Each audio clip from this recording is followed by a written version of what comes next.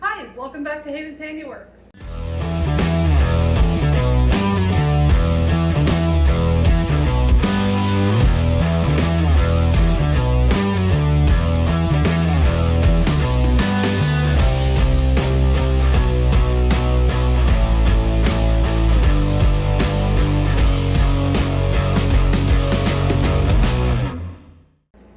Let's talk propagating. If you're a new plant parent, cutting your plants, trimming them back can seem a little counterintuitive and a little intimidating. Take Rizzo, for example. Rizzo is I ain't even going to try to pronounce that. I will butcher it. It's a dwarf Chanel plant is the common name. And Rizzo has some really long tendrils that have escaped her window, and she is in desperate need of a trim. So because she needs a trim, and some of my other plants like my Triscanthia zebrina, my Begonias acetosa, and my Chain of Hearts, they all needed a trim, and the Chain of Hearts is looking a little bare, so I decided to go ahead and take a tendril off for propagating. So for this project you're going to need chopped up sphagnum moss that has been wet and moistened, perlite, the fine grit variety or Miracle Grow brand. It's pretty, it's not real chunky. And a clear top plastic tote. You can put it in a window, or in my case under a grow light. I use a LED T8 grow light in a shop light ballast. Nothing fancy. Really economical. You can get them at Home Depot or Lowe's, sometimes Walmart. I might add some Super Thrive if I feel like the plants are going to need it. But usually I try to wait till I start seeing roots. So you're going to want to hydrate your sphagnum with water, and you may have to squish it down in there a little bit. It floats and does not like to absorb water right away. And you're going to want about equal parts, try not to breathe that dust in, it is not good for you, equal parts perlite to sphagnum moss. And I'm just going to go slow, fold it in right now. Anyways, your sphagnum moss is what holds your moisture, and your perlite is what holds your air and keeps it from getting too soggy. Keeps the mix nice and light, fluffy, so the roots can move, finer, tinier roots can move through. I am going to give you a little more in-depth look at how I propagate my Begonia acetosa using this method. I do whole leaf propagations. I am by no means an expert on plants. I have about 8 years experience as a hobbyist, and 4 of those are as a plant serial killer. So I have killed more plants than I have propagated or kept alive. And I still kill plants every once in a while. It's part of the learning process. So if you are someone who kills a lot of plants, don't give up. And you still, unless you're just done. But if you still want plants and you still really enjoy plants, don't give up. Keep trying. Eventually you'll kind of get to where you learn to speak their language a little bit more. Alright, so that is really well mixed. I mean, alright, so So you can take your lid off and just toss that down in there.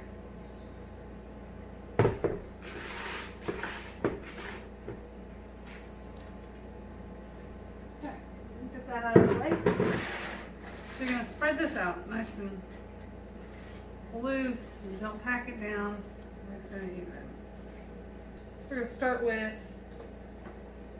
the Tradescantia Zebrina. I'm going to use this to create my margins between segments. That way I can section out this section on this side for the begonia, and this side for the Chanel plant, and a little corner over here for the chain of hearts, which I seem to have, oh, there it is, my chain of hearts.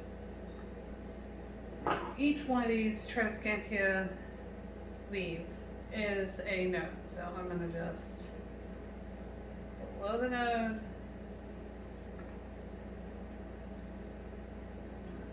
cut right there. I'm going to put all the trash cuttings because you don't need all the extra stuff right here. Cut that in there. This right here. Because this is a top piece, I'm not going to try to propagate this little end piece here. I'm going to just leave that as one whole node. These get really ratty if you let them do their own thing, and they will go on forever until they can't bear their own weight, and then they snap off and create, or you touch them and they create new plants. They're really quick to propagate, really quick to grow. They can be a little aggressive actually in their growth habit. I'm probably going to speed through this section so you're not stuck sitting here watching me cut up a million little pieces of this little purple plant.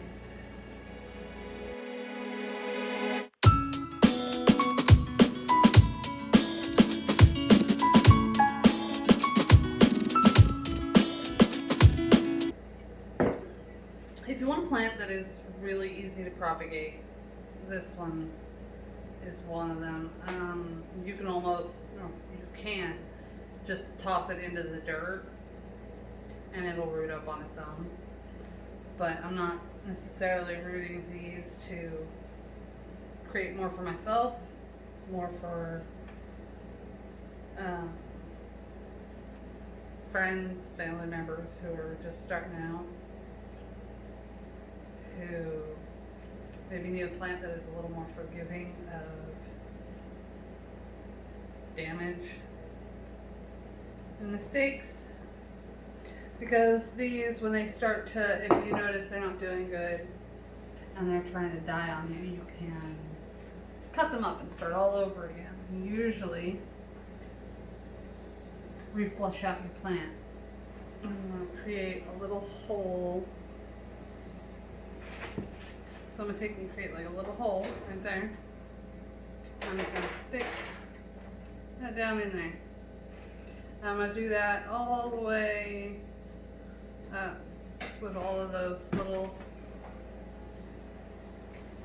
single node leaf cuttings or stem cuttings. You can wait for them to callus, the stems to callus, but I find that the success rate of these is so high that they're almost foolproof.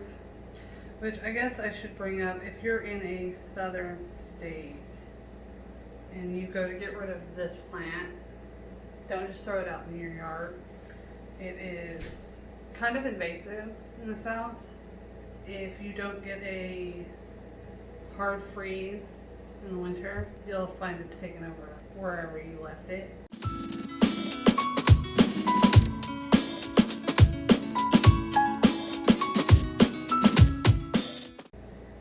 For the chain of hearts, I'm gonna do 2 leaves to a node, and then I'm just gonna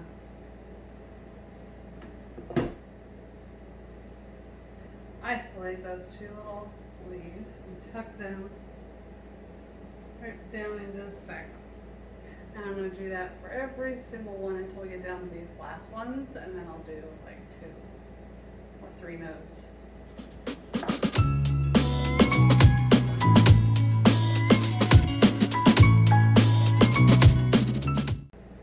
So I cut up all my chain of hearts nodes. Oop, come on, into my finger. All my chain of hearts are cut out. And I'm just going to stick them down in the sphagnum, so that the leaves are sticking out. The node is at least in contact with the damp sphagnum, because that is really what you need. So those are in.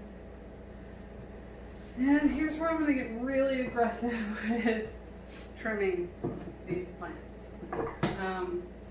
A lot of these blooms are spent, and this one will bloom all year long as long as it has sufficient sunlight. And it's looking like it needs a little more fertilizer, because these flowers are usually really bright.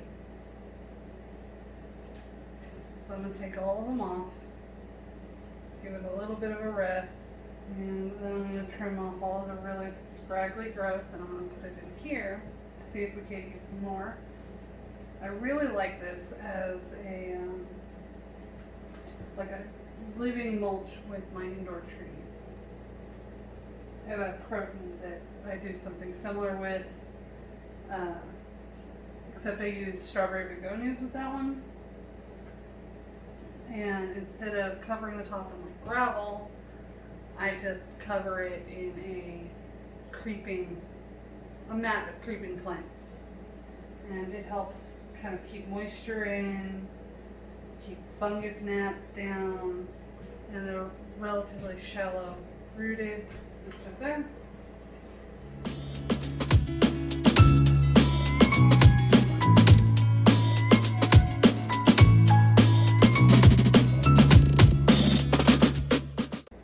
A little better, a lot more manageable. Still not pretty yet, but it'll fill in over the next few days. This one grows really fast. Okay, so this one is, again, each little space here where a leaf would be is a node. So I am going to do 2 node segments, and I'm just going to kind of overlap them back and forth over this section here. You see that right there? Forgive the dirty fingers. That is a node. So all those little buds right there are where roots will form in the sphagnum and create a new plant.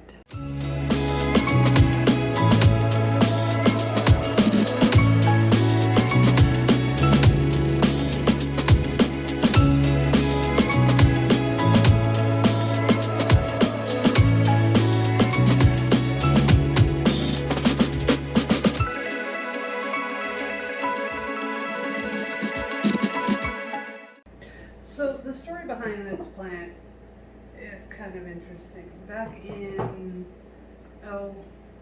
this specific plant, not this species of plant.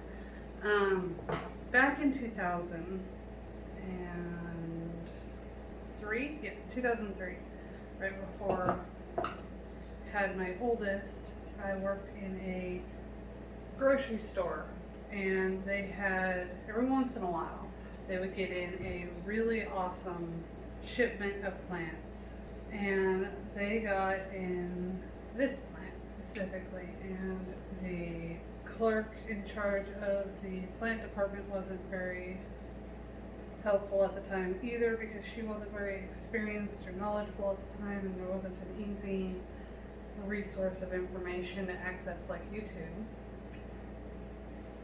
So nobody had any idea what it was called.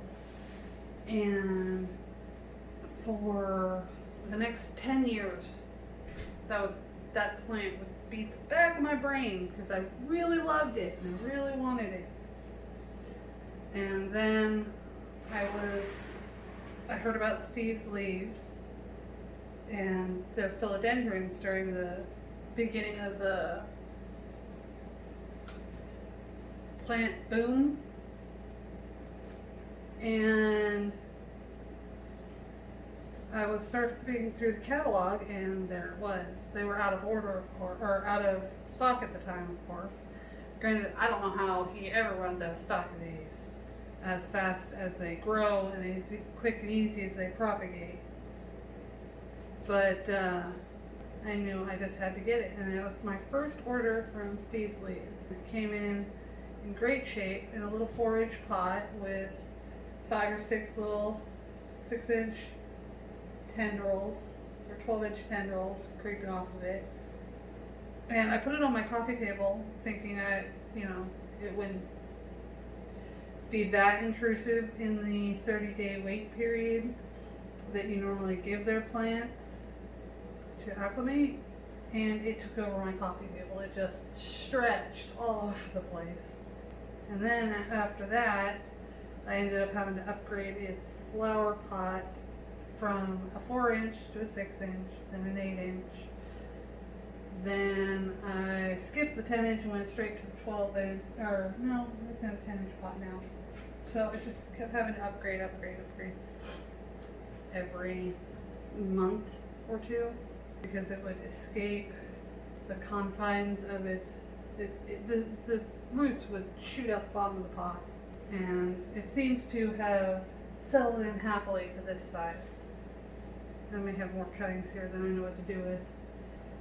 You don't want the leaves buried. And luckily they have like a little petiole. I think that is more than enough. And I keep going even though I say that's enough. I just don't want to waste any little parts. Done. Wait, no, one more leaf. That's it. Now I'm going to just take these and now I'm going to switch to, I'm going to cut the leaves off my begonia, and then I'm going to swap to a top-down view so I can show you how I propagate this specific begonia, and how I do most of my begonia propagations that are like this. Oh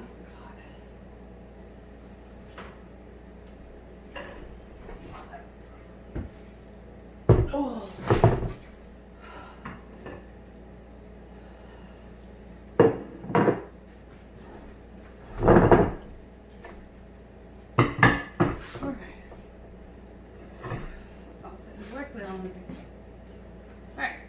So some of these, see, are in kind of rough shape from when I first got it, and then some of these perfect ones like this are after I repotted it.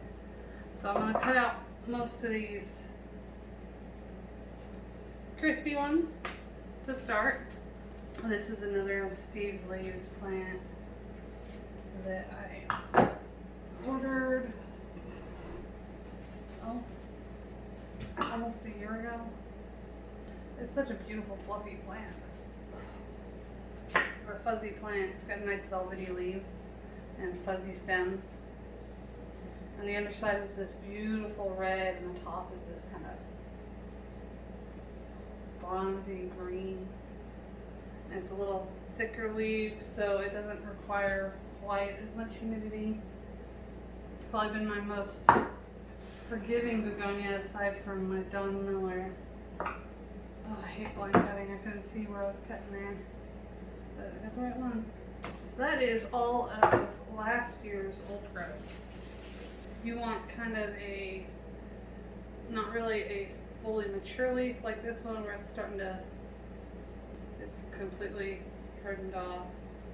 And you want like,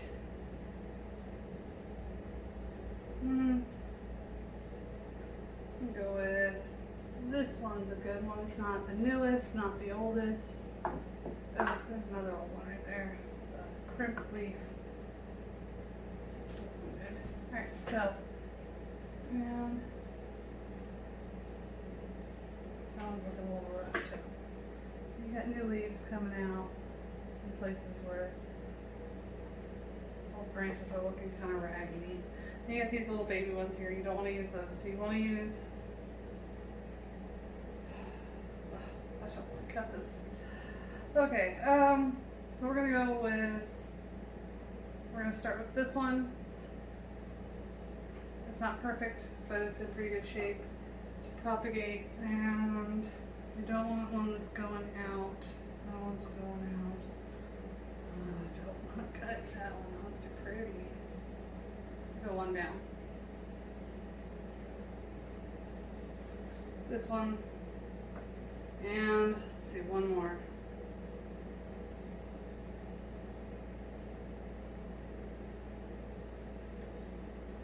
One more.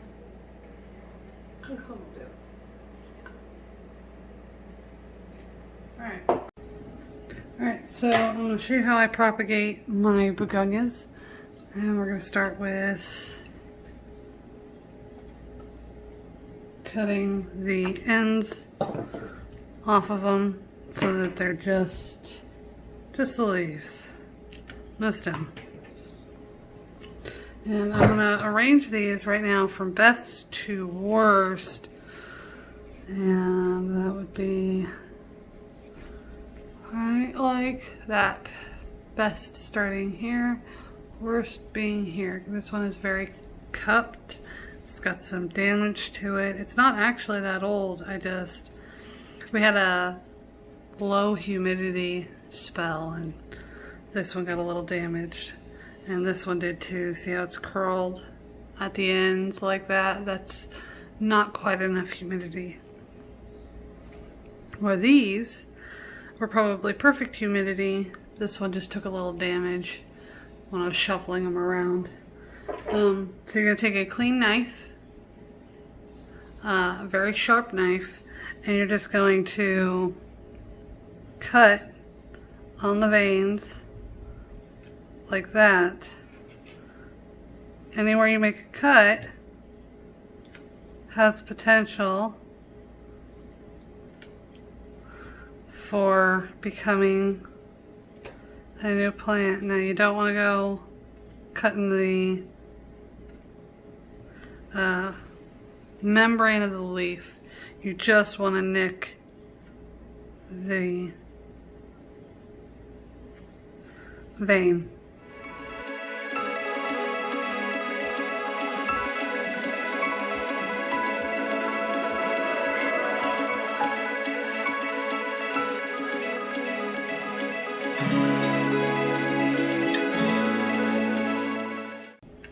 I really like to propagate my begonias mostly because I've killed a lot of them, and having backups is nice. And you know, I don't think I'm going to propagate this one. This one is looking kind of like it won't do well, so I'm going to toss that. Little top view of what we've done today. Now you're just going to take them, press them down. If you have one like this that's kind of cup shaped, just bring the moss to it. And you're just going to press it down into that, and then to keep them pressed into the soil or the moss, I lay down a few glass pebbles because they still let light through. Some people use pins, others use little rocks. I like the glass marbles. And these might take a little while to propagate. These are a little slower than this stuff. But I've never had one of these yet. knock on wood, fail on me. So, there we go. 3 acetoses, which potentially could be a lot more. A ton of Tradescantia zebrina. Some of that. That's this one right here. And Chain of Hearts, all tucked in. So, and then you'll just, put your lid on and put it under lights.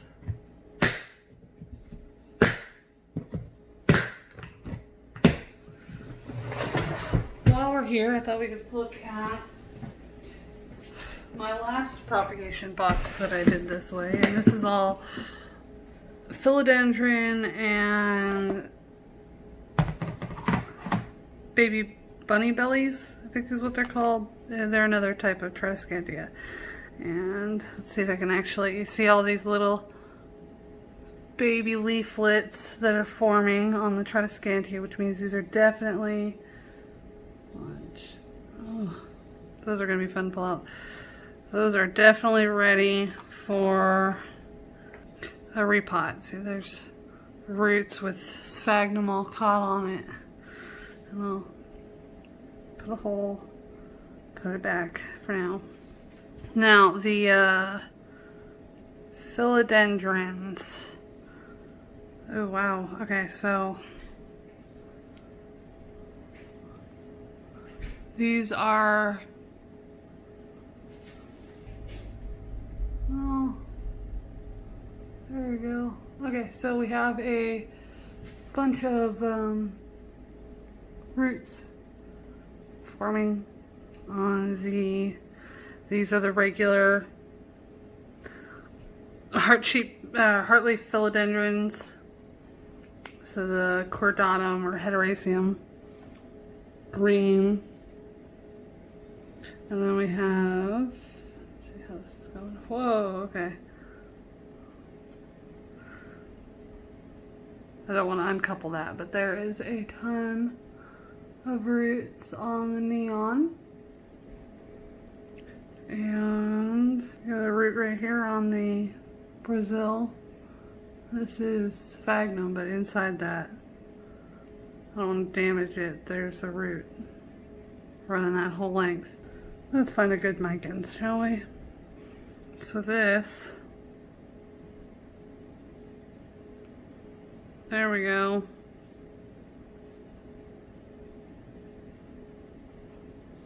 This was a top cutting, and this was the first one to root of the micans. And look at those roots. I left it with 2 nodes because I wanted it to have the best chance, and it absolutely did what I wanted it to.